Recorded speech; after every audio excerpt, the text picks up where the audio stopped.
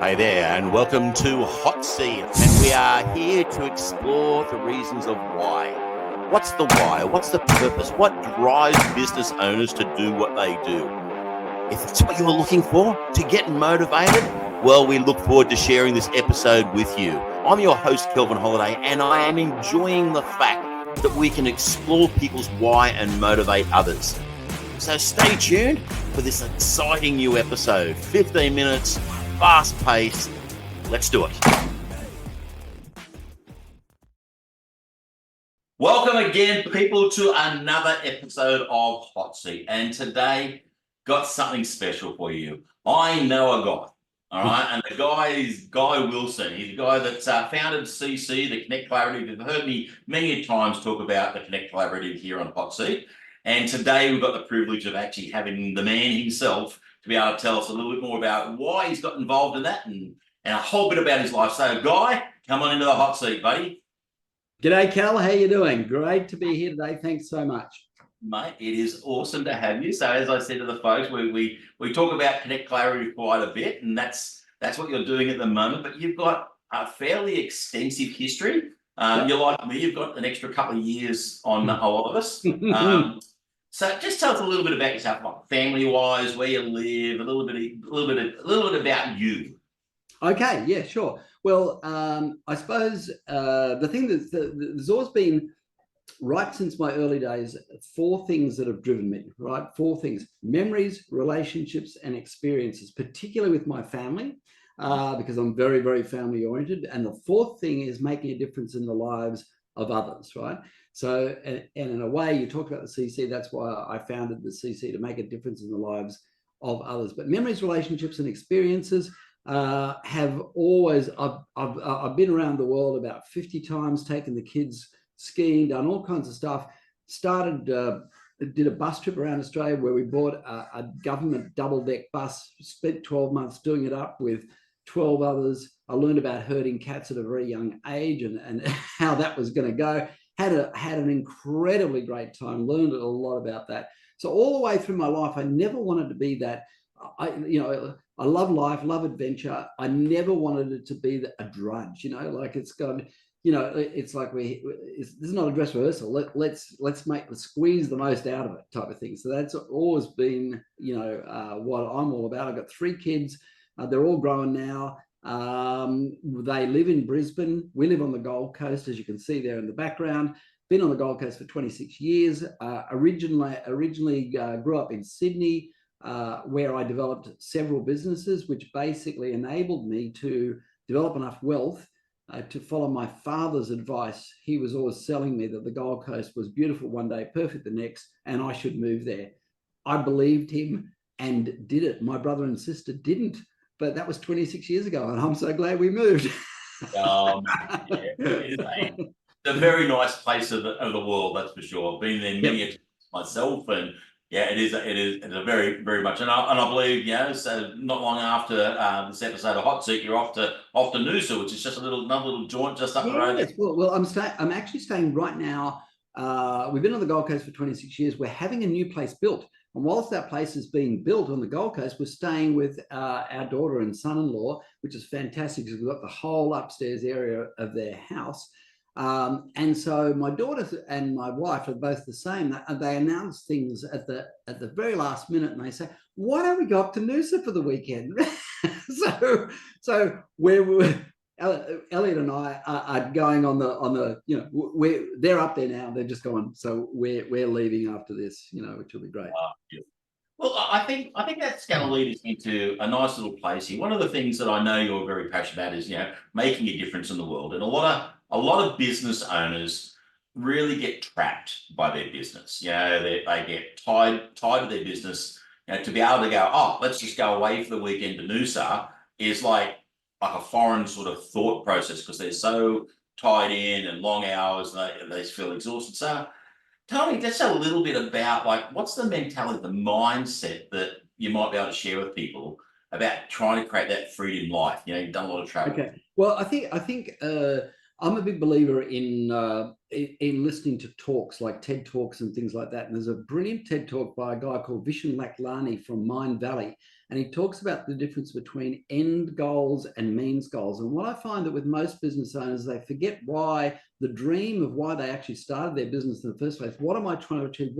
It's not about what do I want to do so much, but there has to be an element of how do I want to live. Otherwise, you just get, we're human beings, not human doings, right? So, we have to we have to think about, what's the end game here? Where do I really want to be? How do I want to live?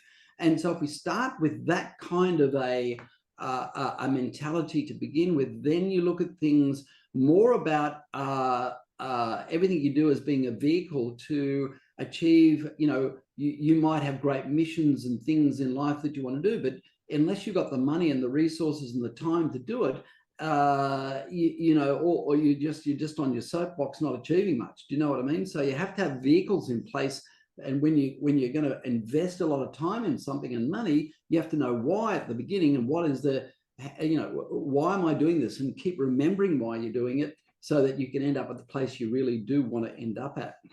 Yeah, look, it's so true, mate. Having, as you said, those end goals without losing sight of it. So many business people just become trapped.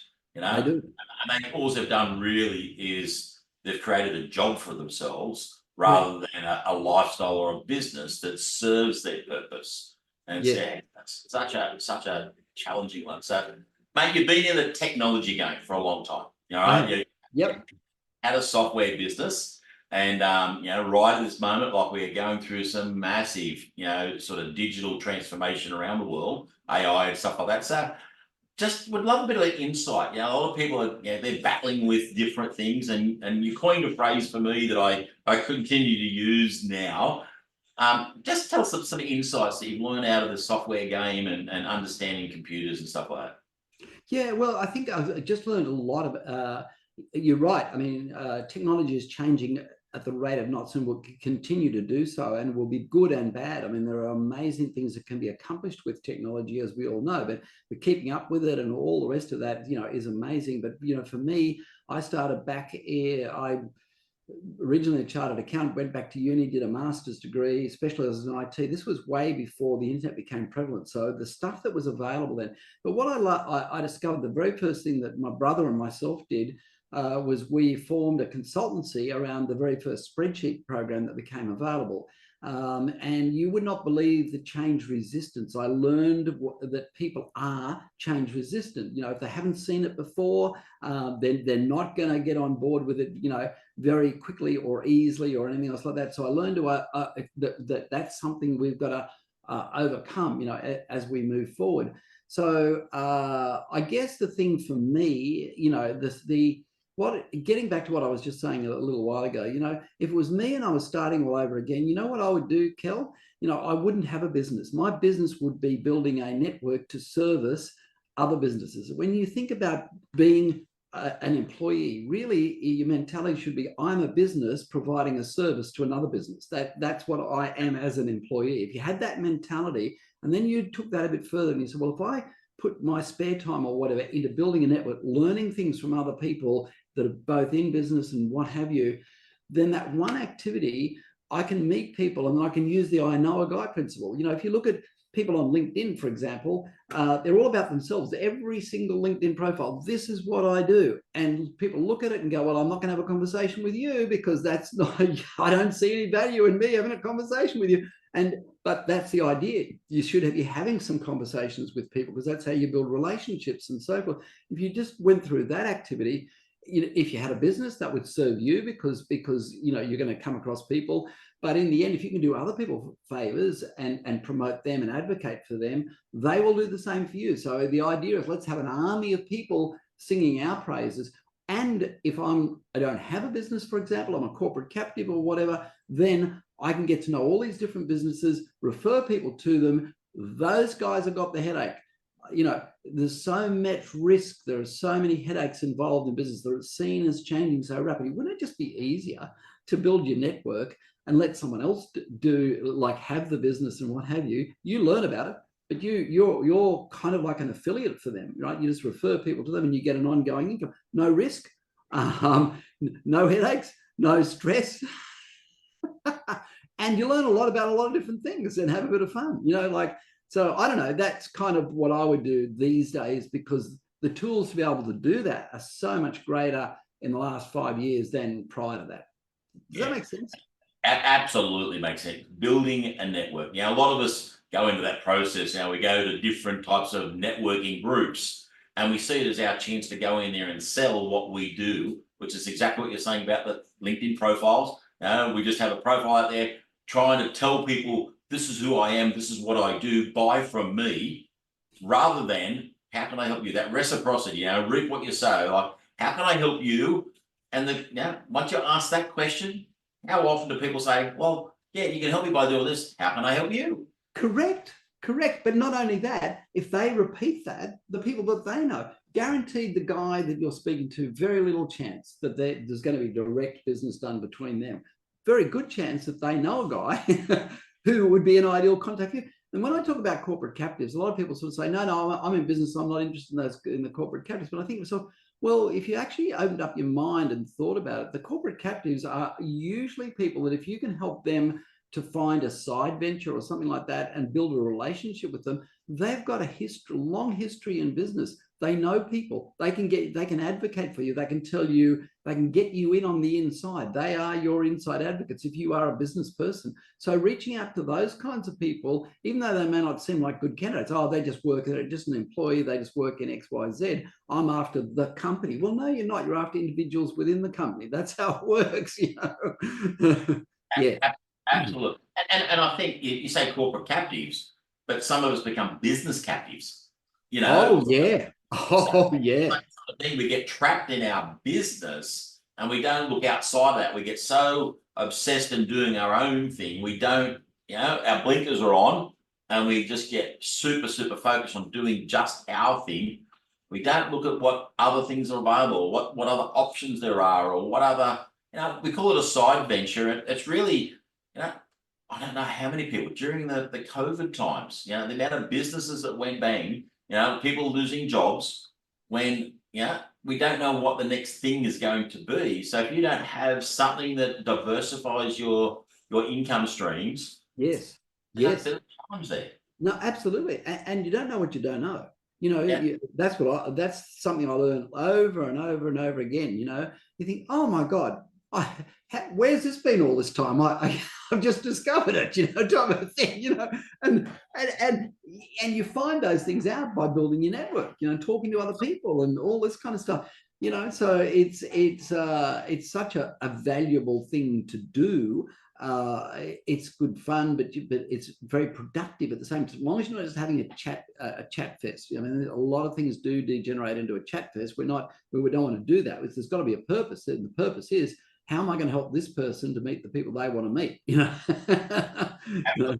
I think that's where the Connect Collaborative comes in very, very nicely. It's an environment that is about how do I create collaboration rather than how do I sell my stuff to you. And that's the unique part about the CC and the mentality behind it. And I know that's where I've had my benefit from it over the years, is through creating those relationships. And sometimes it's a relationship you just wouldn't have thought of. Correct. You go, gee whiz, I need, I remember just recently I reached out to you and I said, look, I'm looking for somebody to help me with some merchandise. All right. And you said, I've got a guy. All right. I know a guy. But that relationship is now built into some other stuff, and I knew it would, Kel. I knew it would, you see, and that's the point. You don't have to push anything. You just go, I'll just put these guys together and I've got a good feeling about what's going to happen here. And it's happened so often. So yeah, mate, that's a bit of gold. So talking about the CC, and I would love to have you back a little bit later on about, specifically about this principle, the difference between networking and network building. I think the listeners would love to have a tool time session on that. We'll do a 30-40 minute down into how does that actually work. Yeah, love to do that, because it would take a bit longer than just a few seconds. Yeah. Oh yeah. That's a cool time episode. So that's not a problem at all. So we're going to wrap it up here, mate. I just want to say thank you very much. And we always love to say, what is your one hot tip that people can go away if they're struggling, if they feel that they're corporate captive or even a business captive, Yep. whatever it is like. Build your network, get around some people that will give to you without expecting anything back. Whether that be advice, encouragement, uplifting, hope for the future, no matter what it is, get around the right group of people who, I mean, you don't want to market your grief. You don't want to be a whinger. You know, they will sit with you. A lot of the people that I know, for example, if you get around those people, they will sit there and they will give you solutions. They'll give you ideas. They'll give you ways to move forward, provided that you don't keep coming back to the beginning and going, oh, but my problem is, well, wait a minute, we've just been through that. We've been through a few. Here's some ways forward, and they will rapidly lose interest if you're not listening, to their advice. But if you do listen to their advice, it's probably the reason you are where you are, and is because you have been isolated. You haven't actually had some people around the place who've been great mentors and stuff like that. Most people think they've got to pay $5,000-$6,000 a month for that, and sometimes there is room for that, but you don't. There's just many people who will sit and give you advice or help and inspiration as much as anything else, without asking for a penny. You know what I mean? If they think you'll pass that on to other people, I work on the pay it forward principle. You know what I mean? If I'm going to help you, I'm more than willing to do that, provided you're willing to help others the same way. And there's a few of us that are very happy to work on that principle.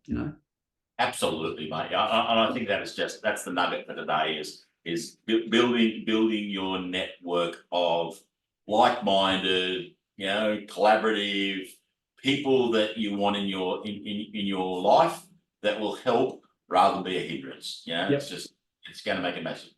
Guy, it has been an absolute pleasure, bud. Absolute pleasure to have you here, and I really do look forward to having you back on a Tool Time sometime in the future. Love to, mate.